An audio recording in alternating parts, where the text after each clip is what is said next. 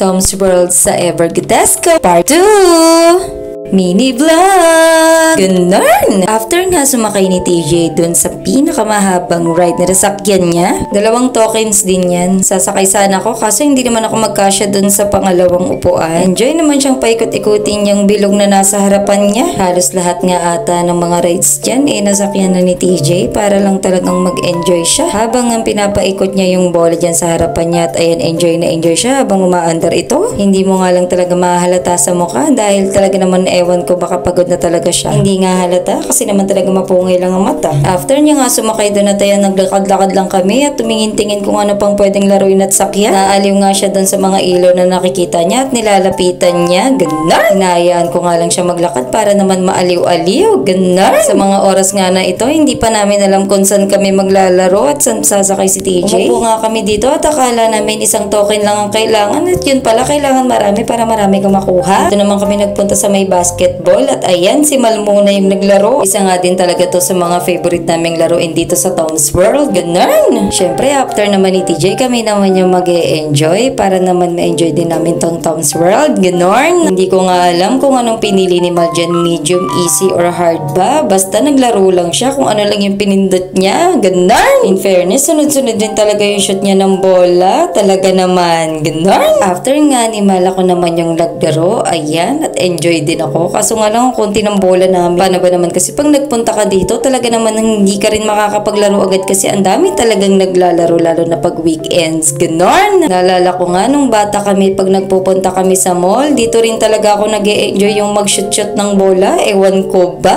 Ganon! Pero sa totoo lang, basketball talaga is one of my favorite sports. Kaya naman, basketball is life. Charis! After nga namin maglaro ng basketball dun sa malaki at dito naman kami sa maliit para naman si TJ ay makasubok. Ganon!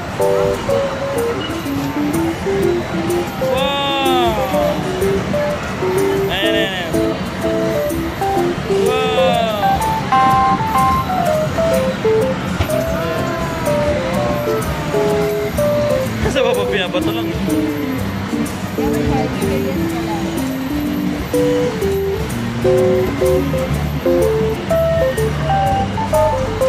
High score. Yung bata nakashoot ng 163, no?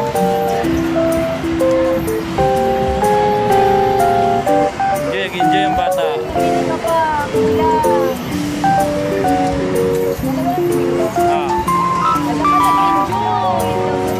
Ay, huwag mo na i-shoot yan. Huwag mo na i-shoot.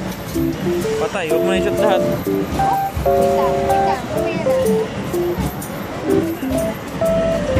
Patay, sinot na. Wala na. Nanay. Hindi ka naman naka-score eh. At ayun nga, nung naubos na yung oras namin sa pagsushoot ng bola at nabitin pa ang batuting at sumisilip pa sa kabila na gusto niya may bola pa daw doon, kunin daw namin. Halatang ito ang favorite niyang laruin. Doon kasi sa ride hindi siya masaya pero dito talaga sa pagpasa-pasa ng bola at pag-shoot talagang nag-enjoy siya. Tinuturo niya nga yung kabila at sabi niya meron daw doon, ma. Sabi niya ganoon. Ganon? Sabi ko naman, anak, wala na tayong token. Next time na lang. Ganon? At ayun naman, nakaintindi siya at ayun nagpakarga na sa akin at sabi ko nga sa kanya magbabay na siya sa basketball na yan. Ganon! Ayan mo next time anak, marunong ka na mag-shoot. After nga namin maglaro dun sa may basketball, lumabas lang kami saglit at naglakad-lakad dito sa may labas ng Tom's World. Tumigil nga tong isa at nanood dun sa may TV pero naglakad din siya at bumalik dun sa may Tom's World. At gusto pa atang sumakay dun sa mga ride at ayan nga, nung papunta na kami dun, tumingin siya dun sa may tren na una niyang sinakyan at ayan, meron ditong nanay na gusto siyang pasakayin ulit. Kala siguro nung nanay ay 10 tokens na isang ride, hindi niya alam per bata yun. May lahi yung asawa niya at feeling ko talaga kala nila 10 tokens na yung isang ride. At ito nga ang batuting ay nakatingin at gusto nga rin talagang sumakay. Nagalangan pa nga kami kasi baka mabigla siya. 10 tokens per kid yun. Nag-usap nga kami muna ni Mal kung pasasakay namin ulit si TJ kasi baka pababain at malaman kung magkano talaga yung bayad per bata. So ayun, mapilit si nanay kaya naman talaga sumakay na lang si TJ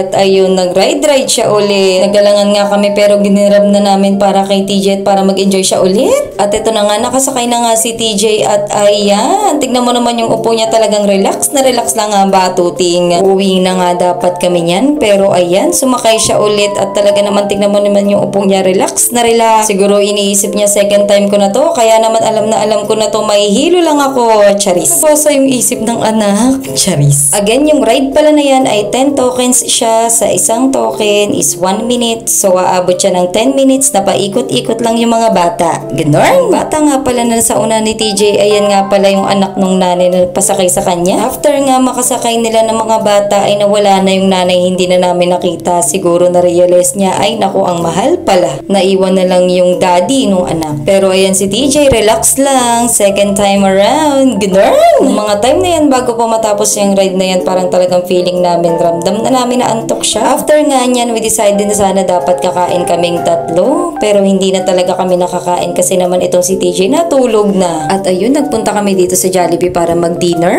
That time si TJ inuwi muna namin kasi naman nakatulog na siya habang pauwi na kami. Kaya naman kami na lang muna yung kumain. Hi! Nangihinayang nga ako sa part na to kasi naman we decided talaga nakakain kami after namin mag Tom's World. Sabi ko nga ito talaga dapat ang highlights ng gabi namin kasama si TJ. Paminsan may mga planong hindi natutupad pero okay lang, may next time pa naman.